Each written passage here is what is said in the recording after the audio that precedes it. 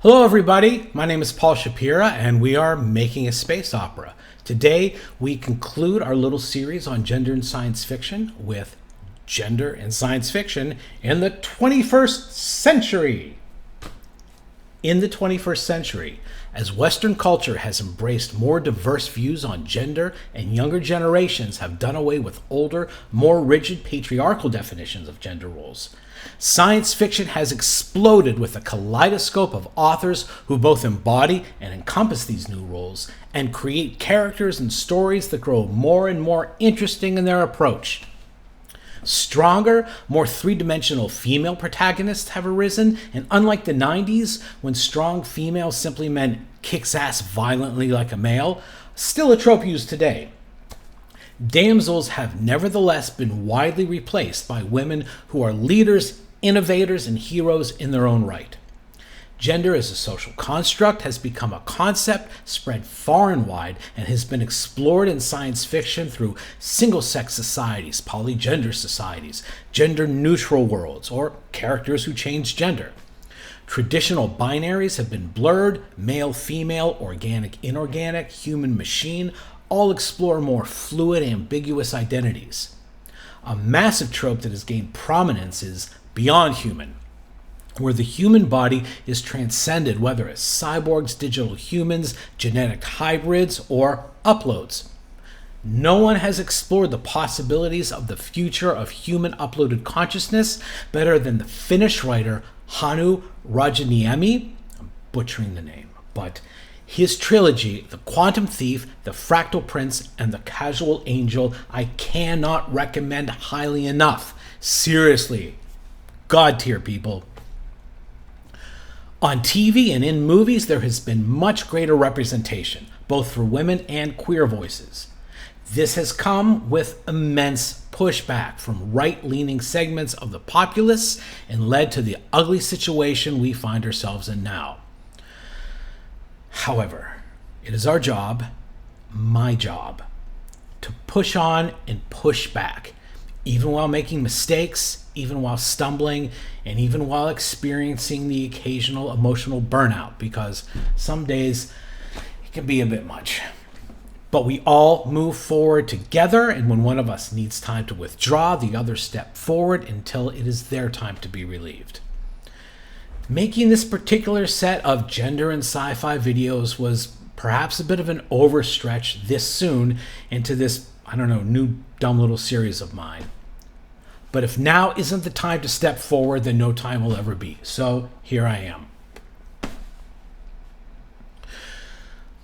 Listing all the authors and series that have arisen since the beginning of the century to play with concepts of gender could make this video nothing but a long, boring list. So I'm simply going to list some of my personal favorites that I think anyone who enjoys good sci-fi should check out. Okay, so we'll begin with the Ancillary series by Ann Leckie. Ann Leckie employs a trope that I watched gain momentum in the 2010s to very good effect. Instead of telling a story through the eyes of the resistance to a colonialist empire, we get a story from the point of view of a cog in that empire. In Ancillary's case, it is a lead character who was once an actual starship, now stuck in a body sleeve. Betrayed and abandoned on an icy planet, she is on a quest for answers and vengeance. The colonialist empire uses she for everyone as a distinction instead of he, but never goes on to clarify gender beyond that. For me, this little approach worked wonderfully, and the story is excellently told, every book in the series being a joy to read. Becky Chambers' Wayfarer series is a great take on motley crew of oddballs on a ship experiencing mishaps and adventures as they try to make their way through a weird, wild universe. These books are character-centered and normalize various degrees of gender fluidity. As with all of these recommendations, I do not recommend a story simply because it has certain elements like gender play within it, but because they are great stories and adventures in their own right, which happen to have these elements present. In the Wayfarer series, beginning with The Long Way to a Small Angry Planet, It's like spending time with a bizarre found family out in space as they roam their way through interesting alien cultures, shenanigans, blunders, calamities, and very creative world building. Next is N.K. Jemisin's Broken Earth trilogy. This trilogy is great. The planet is broken. Humanity lives on Antarctica, now probably one of the most normal, environmentally safe places in the world. It begins with murder and ostracism and leads to what could be the final breaking of the Earth and secrets of a long-lost solarpunk past. The trilogy centers on 3 women of different ages, a child, a young woman, and a mother, who grapple with being women in their world. Gender diversity is complex and matter-of-fact, and the tale is both intimate and epic. Really, excellent series. The Culture series by Ian Banks is a bit older. I prefer my science fiction to be new and recent, but this is worth going back for. The Culture books do not need to be read in any particular order, but we're going to recommend specifically Player of Games. It's one of those books whose pages turn themselves, trust me. The Culture is a post-scarcity, technologically advanced utopian society ruled by vast intelligent AIs. Humans are effectively gender fluid. They can change sex at will through advanced medical technology. Gender is a casual personal choice rather than a societal construct. The Player of Games is about a lazy but brilliant game master who is chosen by the AIs to represent the culture in a tournament with an alien 3/6 species for stakes and reasons that become immensely compelling as it goes. This next one, if you only read one thing I recommend today, I mean the Fractal Prince from before, but this is one. This is the one. No, I'm choosing this one. It's got to be this one. Folks, this is how you lose the Time War.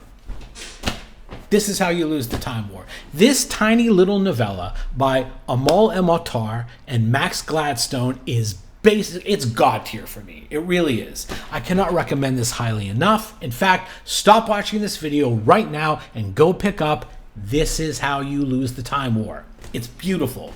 The prose is beautiful, elegant. The book is very short and utterly, utterly exquisite. I don't even want to say anything, just read it. I went into it with absolutely no knowledge about it whatsoever, which admittedly is how I like to go into things. I was blown away at its beauty and the sophistication of its ideas.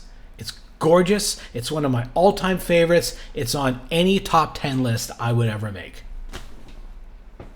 Also, Children of Time by Adrian Tchaikovsky. Humans stranded in space, a plan to fast forward ape evolution goes awry, and thus we see a civilization of spiders over their course of overdriven evolution. Naturally, spider approach to gender roles are quite different, and this book is a delight. I've read a great deal of Adrian Tchaikovsky, and this is him at top form. When I finished this book initially, I had gone running around to everyone I knew, and I made them all read it, and now it's your turn. Naturally, there is a vast trove of great sci-fi out there, and these recommendations are only a teeny tiny little drop in the bucket. I just currently finished reading The Gone World last night, which was really moody and was billed as a mix of True Detective and Inception, which is a pretty good description. Dark, moody, mind-bending, very existential. Tonight, I will begin Light by M. John Harrison, which I actually bought years ago, and I'm only finally getting around to reading now. But listen, I will buy 3 other books in the space of time it takes me to read this one, and then they will sit there and wait for me to finally get around to, as I go on to read, I don't know, none of them, and instead choose something random because I stumbled across something that made me divert my attention like a cat with the little shiny thing. With this, we wrap up our little stroll into gender and science fiction. I will leave you now with the song from Puppet Shades, which inspired this entire talk. Next, we have all sorts of goodies in store for you. You know, drugs and sci-fi, robots and sci-fi. We'll probably, stick to shorter, more fun little videos for a little bit going forward. For a little bit. But until next time, be well and... Pew! pew, pew.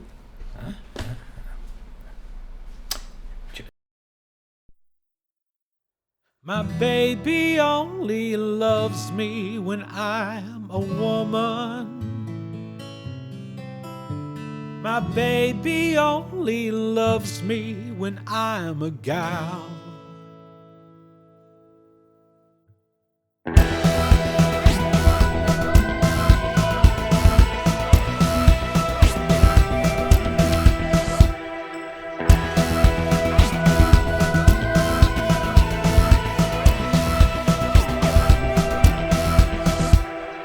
Crata, as I'm sure you know, have 3 genders we cycle through: female, male, and aura. Then we span about 3 months each, and then the next one comes and cycles in, and round our genders go again.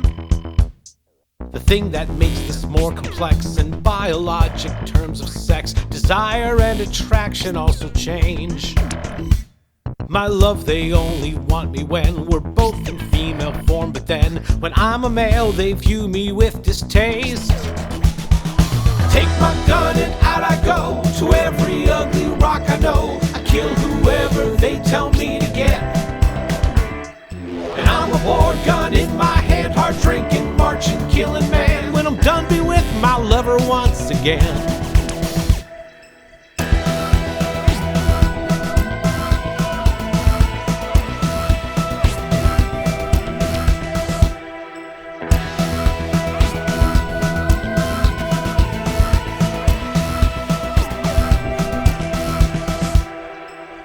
I'm an anomaly, I love her so in all my 3 states. This isn't normal, this I know.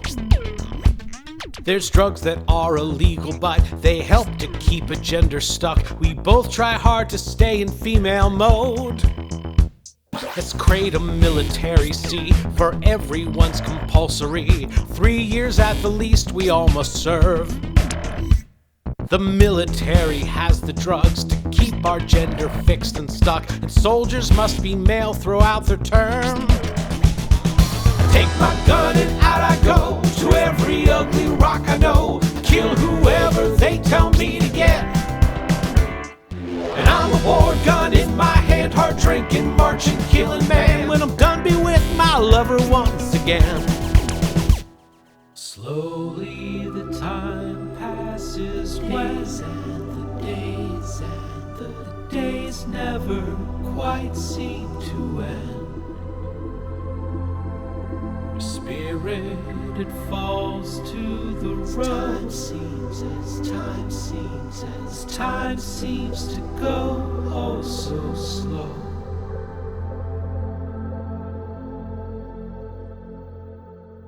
So I'm a soldier doing time, but me or my love she placed real high. An officer, and as I'm sure you'll guess, officers are female. See, for 3 years male I have to be. My body, it repulses her at best. And so we're here, I do my best. Just 1 year more to go unless I'm too bad or too good, and then they can extend my damn enlistment, so I keep my head on down real low and wait till we're together once again.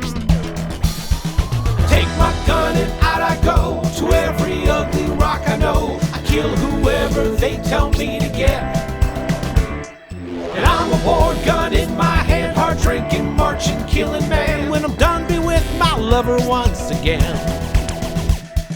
Take my gun and out I go to every ugly rock I know. I kill whoever they tell me to get.